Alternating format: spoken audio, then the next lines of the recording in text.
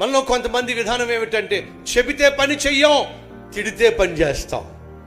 కొంతమంది ఇల్లాలు చెబితే వంట చేయరు, తిడితేనే వంట చేస్తారు. కొంతమంది భర్తలు చెబితే ఉద్యోగానికి వెళ్ళరు, తిడితేనే ఉద్యోగానికి వెళ్తారు. కొంతమంది పిల్లలు చెబితే చదవరు, తిడితేనే చదువుతారు. వినో, మన సేవలో కూడా నేను చెప్తా ఖచ్చితంగా, చెబితే సేవ చేసేవాడే పనికొచ్చేవాడు, తిడితే సేవ చేసేవాడు పనికి మాలినవాడు. అర్థమైందా? ఉద్యోగం చేసే చోట మీ పై యజమాని చెప్పాడు అనుకోండి, చెప్పిన వెంటనే పని చేయండి. తిడితే కాదు పని చేయాల్సింది. మీరు చెప్పిన వెంటనే పని చేసేవాళ్ళు అయితే పని చేసేవాళ్ళు, పనికొచ్చేవాళ్ళు, పైకి వచ్చేవాళ్ళు.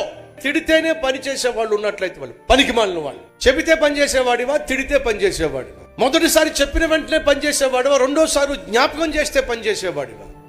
ఎవడైతే మొదటిసారి ఒకసారి చెప్తే పని చేస్తాడో వాడే పైకి వస్తాడు. 2-3 సార్లు చెబితే